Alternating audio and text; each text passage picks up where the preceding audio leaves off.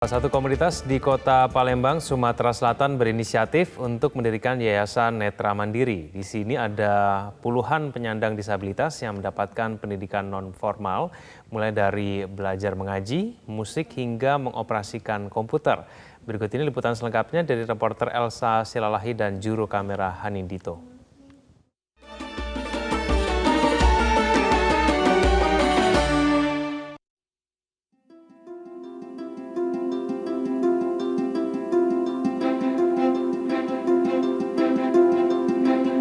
Nah, saat ini saya sudah berada di Yayasan Netra Mandiri, yang mana yayasan ini didirikan oleh salah satu komunitas yang ada di Kota Palembang.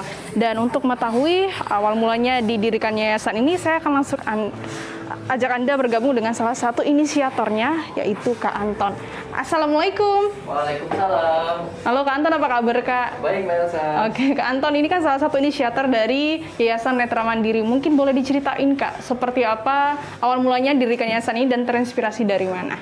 Jadi awalnya saya dengan beberapa orang teman, itu ada 3 orang lainnya selain saya kan. Jadi waktu itu ngobrol-ngobrol tentang kondisi tunanetra yang ada di Palembang. Nah setelah itu kita mencoba ingin melakukan sesuatu ya untuk teman-teman tunanetra atas dasar keprihatinan bahwa teman-teman tunanetra di Palembang ini belum memiliki banyak keterampilan. Jadi kalau secara umum kegiatan kita tuh meliputi 3 ya Mbak. Jadi kita ada kegiatan advokasi, pengembangan dan pemberdayaan.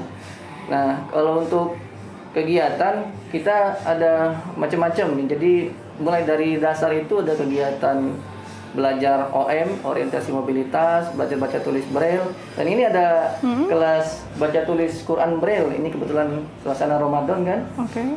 Ini ada baca tulis Quran braille, terus juga ada kelas musik, ada kelas keyboard, ada kelas gitar, kelas komputer, dan kelas massage sejauh ini. Jadi ada banyak pendidikan non formal yang diberikan bagi teman-teman di sini. Betul, dan kita fokusnya ke pendidikan non formal.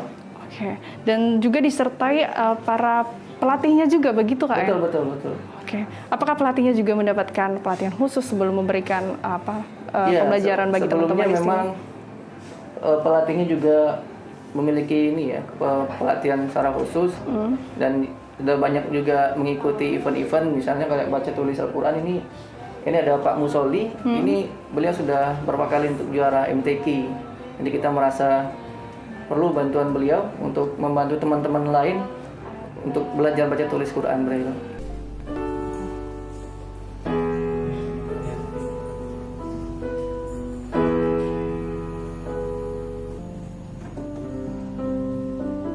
Nah, kalau untuk belajar musik ini ada musik apa aja Kak? Ini ada kita ada sekarang ada kelas keyboard dasar ya. Jadi belajar keyboard. Nah ini ada di dalam ini ada teman-teman yang sedang belajar keyboard ya. Oke, silakan buka Microsoft Word. Ini ada Kita akan Mas mempelajari Jaka sama Mas Riki yang belajar keyboard.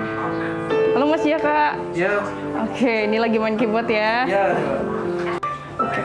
Ini ada Pak Andre ya sama Mona, ini sedang belajar keyboard.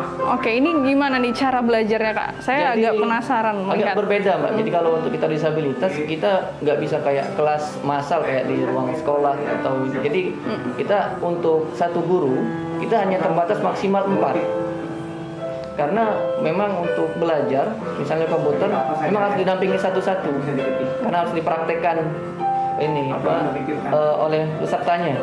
Karena kami menggunakan sistem perabaan tadi kan, jadi nggak bisa menggunakan visual atau audio saja.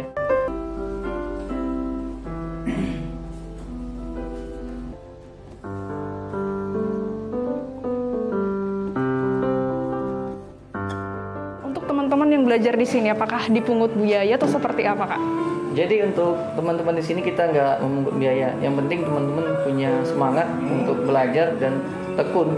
Karena memang untuk tunanetra belajar itu perlu waktu yang cukup panjang untuk membiasakan.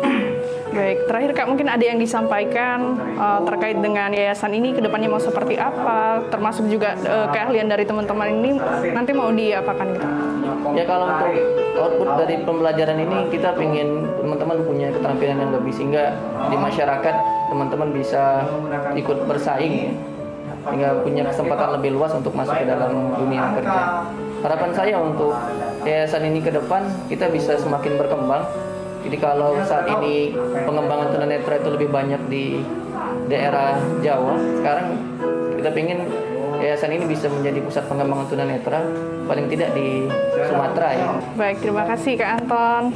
Ya, demikian pemirsa untuk kegiatan teman-teman disabilitas yang ada di Yayasan Netra Mandiri. Ternyata keterbatasan fisik ini tidak membuat teman-teman untuk berhenti belajar. Dari Palembang, Sumatera Selatan, Elsa Silalahi, Hanindito, Metro TV.